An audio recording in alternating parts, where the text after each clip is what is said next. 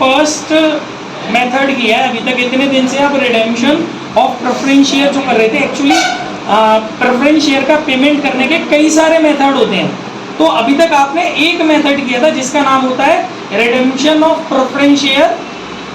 मतलब एक नहीं सॉरी 2 मेथड का आपने अप्लाई किया था। एक था redemption of preference share out of profits और एक था redemption of preference share bye issue of new shares. ठीक है, अब आप एक और मेथड सीखने जा रहे हो, redemption of preference share by conversion. मतलब आप अपने पूर्वाधिकार अंशों को परिवर्तित करके शोधन कर रहे हो। यानी कि जैसे मुझे मान लो इनका पेमेंट करना है, इनके 5 लाख रुपए के प्रेफरेंस शेयर का पेमेंट करना है, तो मैंने इनसे क्या बोला ड्यू डेट पे कि भाई मैं तुझे कैश नहीं दे रहा हूँ, तो मुझे मैं एक कंपनी हूँ, बीइंग द कंपनी मैं बोल रहा हूँ, ये सही चल रहे हैं, बीइंग द कंपनी मैं ये बोल रहा हूँ कि आप मुझे मेरे शेयर वापस करो और बदले में मुझसे इक्विटी शेयर ले लो। मैं क्यों दूसरी पब्लिक ढूंढूं, मैं आप ही को नहीं चेपू इक्विटी शेयर। आप मुझसे इक्विटी शेयर ले लो, या आप मुझसे नए वाले दूसरे परसेंटेज के दूसरे रेट ऑफ डिविडेंड के प्रेफरेंस शेयर ले लो, या फिर आप मुझसे डिवेंचर ले लो, या चलो थोड़ा बहुत आप मुझसे कैश ले लो, बाकी इस तरीके से ले लो। तो ये होता है कन्वर्शन। तो इसमें 2 चीजें मेजरली आपको इम्पैक्ट करेंगी आपके सॉल्यूशन को।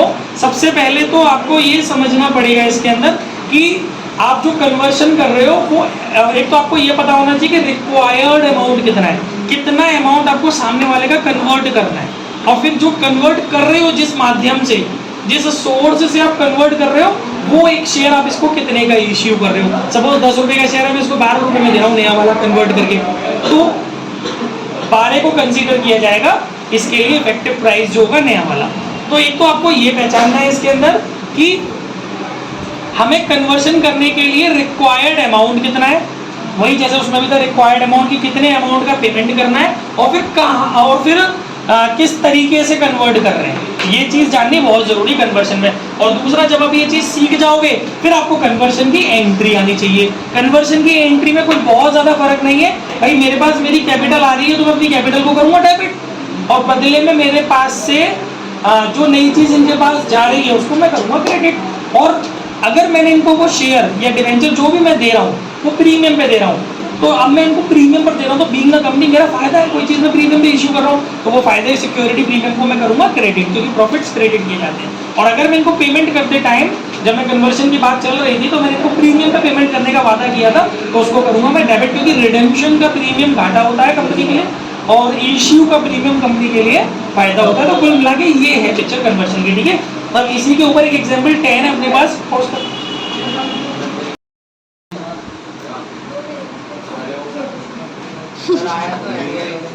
चलिए come to the point. Company द्वारा किए गए निम्नांकित शोधन के लिए क्या प्रविष्टियां की जा सकती हैं, इसमें हमको ये बताना है कि हमें क्या जर्नल एंट्रियां करनी है। ठीक है, फर्स्ट पॉइंट कह रहा है 2020 में एक्स लिमिटेड में 1 लाख रुपए पूर्वाधिकार अंशों का विमोचन, मतलब विमोचन माने शोधन।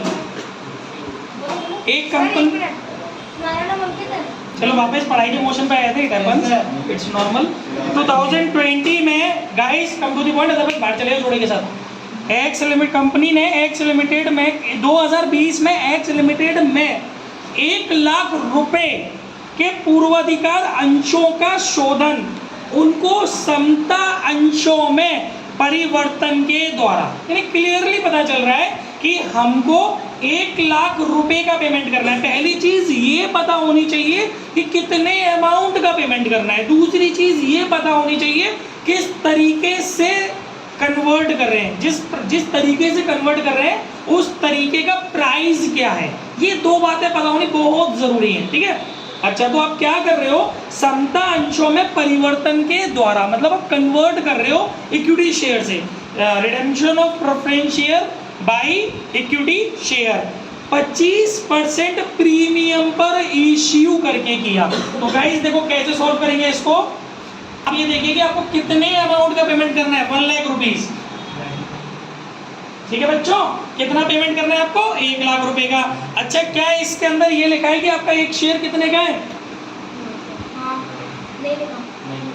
है गुनगुन? नहीं है, वो नीचे वाले लिखा हुआ है। नहीं लिखा है बेटा? ठीक है, चलो कोई बात नहीं है। अगर नहीं लिखा है तो कोई बात नहीं है, तो सीधी सीधी बात क्या है, एक बार वापस पढ़ ले।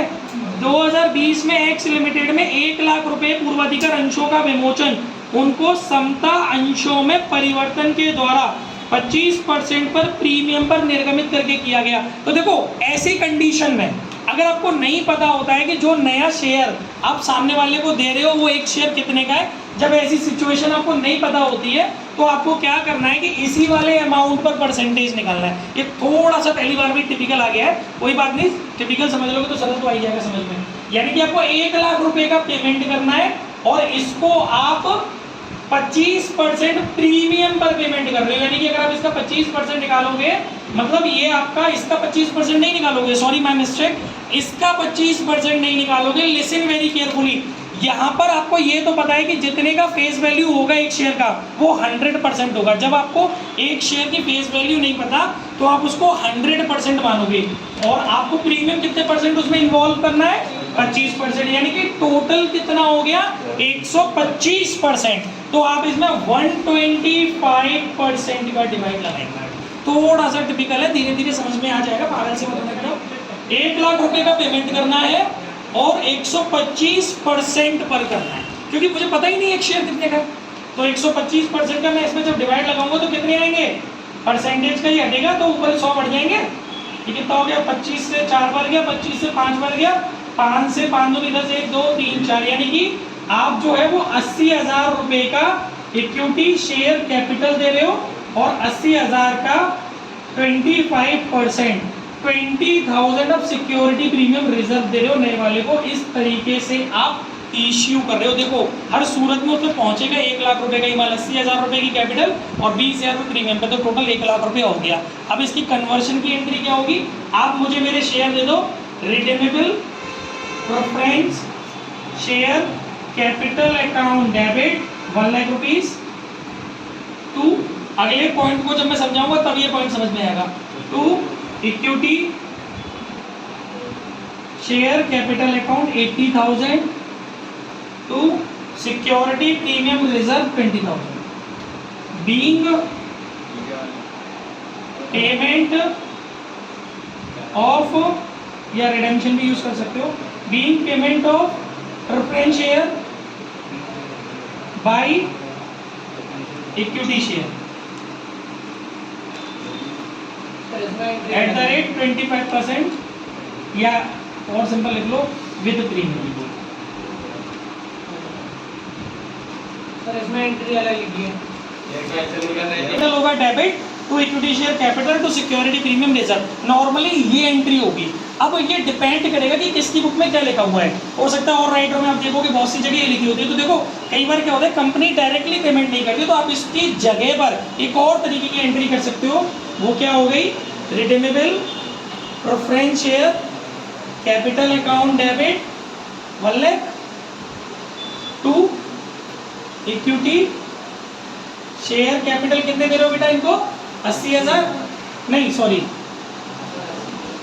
डायरेक्ट नहीं, टू प्रेफरेंशियल होल्डर होगा ना, रिडीमेबल प्रेफरेंस शेयर होल्डर, पहले ड्यू करेंगे, बीइंग पेमेंट ड्यू, फिर पेमेंट करेंगे। तो आप इसको डेबिट कर लेंगे, आपकी मर्जी है, दोनों वाले तरीके से कर लो चाहे एक वाले तरीके से कर लो।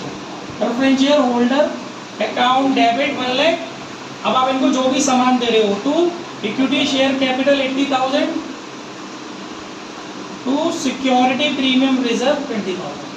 दोनों में से जो एंट्री आपको समझ में आती है वो कर लो, डिटेल में जाना चाहते हो वो कर लो, शॉर्ट में रखना चाहते हो कर लो। कन्वर्शन का ये भी कॉन्सेप्ट होता है, वो भी है, ठीक है, क्योंकि अगर आप उसका कंक्लूजन निकालोगे तो ये तो कट जा रहा है ना, क्रेडिट का रिडीमेबल प्रेफरेंस शेयर से डेबिट का रिडीमेबल प्रेफरेंस शेयर, तो बन तो वही रही है अल्टीमेट एंट्री, ठीक है। दोनों ही आपकी मर्जी है, कोई सी भी कर सकते हो।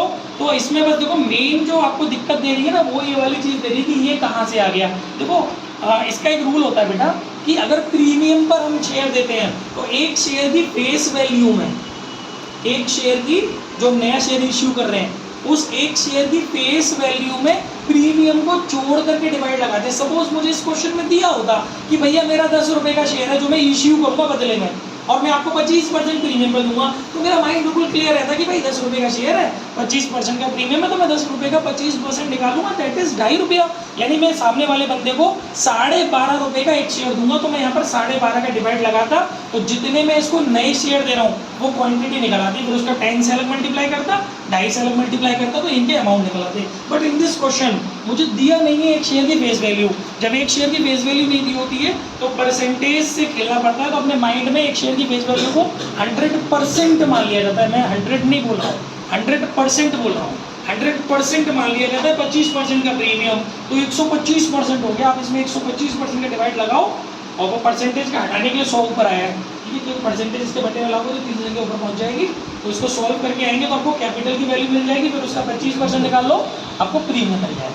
और ये दोनों चीज़ आपको यहाँ पुट करनी है। एंट्री यही होनी है ज़्यादातर केसेस में, जो आप ले रहे हो कंपनी होने के नाते, जो आप जनता से अपना वापस ले रहे हो उसको डेबिट करो, जनता को जो नई चीज़ चेक हो रहे हो वो क्रेडिट करो, हो गया कन्वर्शन। इसे बोलते हैं शोधन जो कर रहे हैं वो निर्गमन के द्वारा कर रहे हैं, ठीक है। फर्स्ट पॉइंट, अब पूरा फोकस क्वेश्चन पर।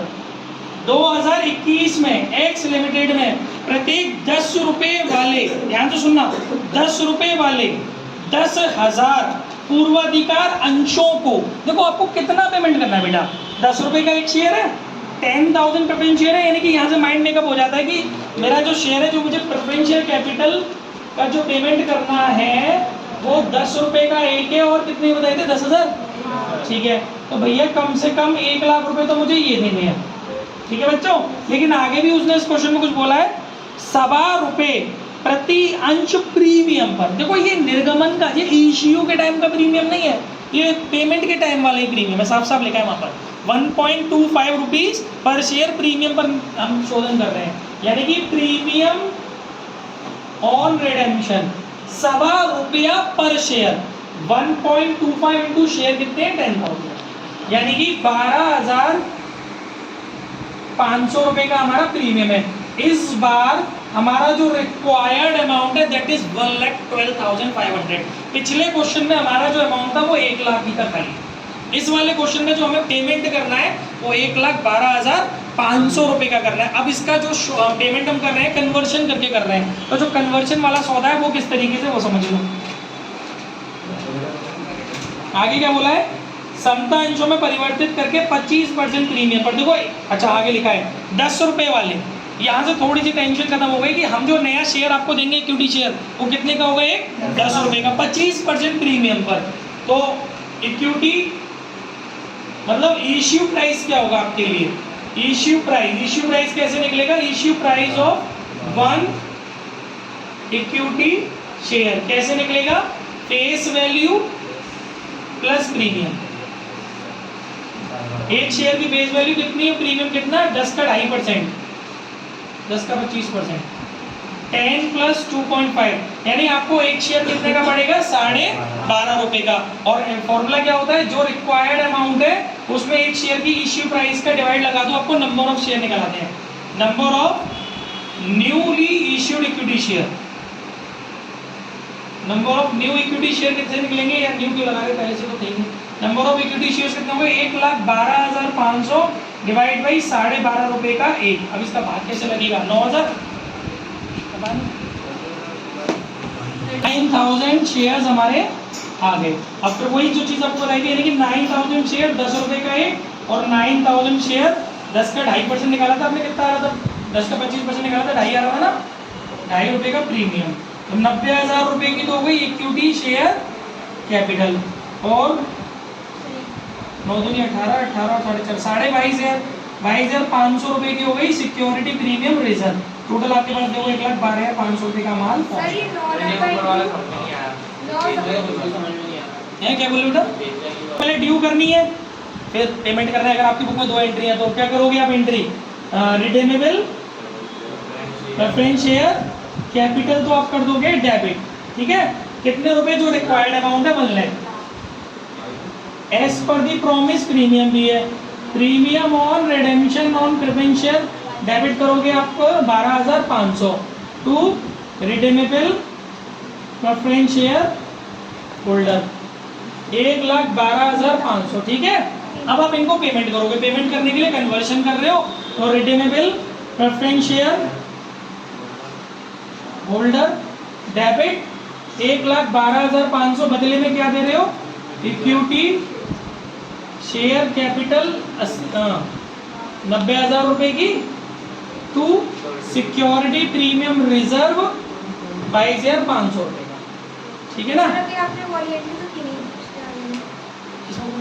नहीं, मैंने दोनों बताए थे ना, ऐसे भी तो कर सकते हैं और आपको बताया था डायरेक्ट करनी तो वो एक ही होगी बस। ये हटा दो लाइन बस, ये हो जाएगी डायरेक्ट करनी तो retainable preferential capital premium on redemption of preferential तो equity share capital to security इन दोनों को डेबिट क्रेडिट उठा दो। समझ में आ गया इतनी बात? अच्छा, एक और नई चीज इसमें पीछे भी देखनी थी आपको, अब इसमें भी देखनी पड़ेगी। आपको मालूम है क्या? आपको ये देखना पड़ेगा कि भैया आप कौन से चैप्टर पे खड़े हो। वीडियो बन रही है? आप कौन से चैप्टर पे खड़े हो बेटा? आप रिडेम्पशन ऑफ प्रेफरेंशियल पे खड़े हो। आप ये तो देख लो, कल परसों तक का कल तक का टॉपिक कैसे भूल गए आप? ये तो देख लो कैपिटल का अरेंजमेंट हुआ कि नहीं हुआ, प्रीमियम का अरेंजमेंट हुआ कि नहीं हुआ। पहले इस क्वेश्चन में चेक कराता हूँ, फिर पिछले क्वेश्चन में चेक कराता हूँ। देखो आपको कितने की कैपिटल चाहिए थी? 1 लाख रुपए की, है ना? अच्छा, इसमें कैपिटल नहीं, सॉरी माय मिस्टेक, इसमें कैपिटल का नहीं देखते, इसमें प्रीमियम का देखते हैं। इसमें प्रीमियम का अरेंजमेंट देखना पड़ेगा। आप ये देखो, आपको कितना प्रीमियम चाहिए था? 12,500 ना? आपके पास प्रीमियम कितना आ गया? 22,500। तो आपको इसका अरेंजमेंट करके दिखाना पड़ेगा। पीछे वाले क्वेश्चन में हमने नहीं किया था, यस मुझे ध्यान आ गया, मैं थोड़ा सा गलत बोल रहा था। तभी पिछले वाले क्वेश्चन में मैं सोच भी रहा था इतनी देर से कि एंट्री हो क्यों नहीं रही है। अब दिमाग में है ना कि इसमें प्रीमियम, पिछले वाले क्वेश्चन में प्रीमियम वाला कॉन्सेप्ट नहीं था ना, प्रीमियम पे पेमेंट नहीं करना था। यहाँ पे प्रीमियम पे पेमेंट करना है मुझे 12,500 रुपये का। तो जब मुझे प्रीमियम पर पेमेंट करना है तो उस प्रीमियम का अरेंजमेंट करके दिखाना पड़ेगा, ठीक है? तो उस प्रीमियम का अरेंजमेंट, क्योंकि आपको ध्यान है ना, आप शेयर इशू करते थे तो फिर उसको ट्रांसफर भी तो करते थे। तो आप कैसे करेंगे इसके अंदर? SPR debit to premium on redemption, वो मत निकाल लेना 22,500 जितना रिक्वायर्ड है वो। लास्ट में वाली एंट्री हाँ, उसको